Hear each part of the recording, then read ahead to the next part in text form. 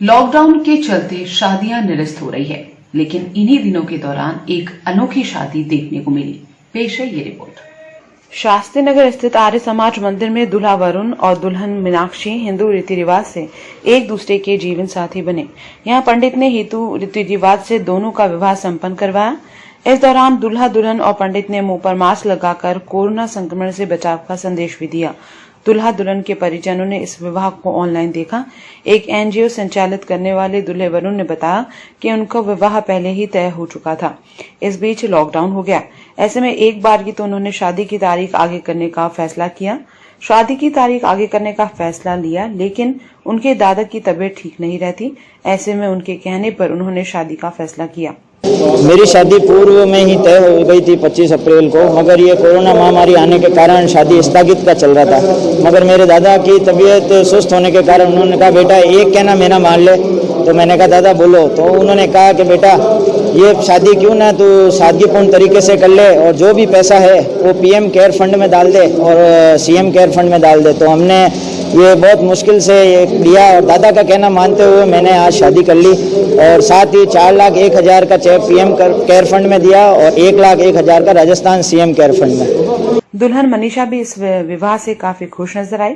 उनका कहना था कि दोनों परिवारों की सहमति से ये विवाह हुआ। खास बात यह कि विवाह में होने वाले खर्चे की राशि कोरोना से लड़ाई में सहयोग के लिए दी गई। 4,01,000 रुपए प्रधानमंत्री राहत कोष में, जबकि 1,01,000 रुपए की राशि मुख्यमंत्री राहत कोष में भेंट की गई। दोनों परिवार ने जो डिसीजन लिया है वो सही लिया है, क्योंकि इस कोरोना महामारी के चलते हमारी शादी 25 अप्रैल को तय हुई थी, लेकिन इस महामारी के चलते जो गवर्नमेंट डिसीजन लिया एकदम सही लिया और इससे दूसरे लोगों को प्रेरणा भी मिलेगी और दूसरे लोग फालतू फिजूल खर्ची से बचेंगे। पूर्व में निर्धारित विवाह की व्यवस्था के अनुसार यह कार्य यहाँ संपादित हुआ है। इनका विवाह का मुहूर्त पहले निकल गया था, लेकिन अचानक कोरोना महामारी आने की वजह से धनाढ़िया परिवार ने आग्रह किया कि महाराज हम विवाह तो करना चाहते हैं, लेकिन घर या किसी और क्षेत्र में नहीं करके दुर्गा माँ के मंदिर में करना चाहते हैं। और उन्होंने इस माँ के दरबार में इस विवाह को संपादित किया है।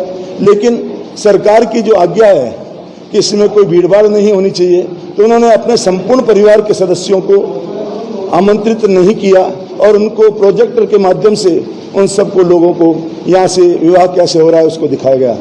और साथ ही में कन्या के माता पिता कुछ देर के लिए यहाँ आए और उन्होंने मात्र कन्यादान का संकल्प किया और यहाँ से निकल गए।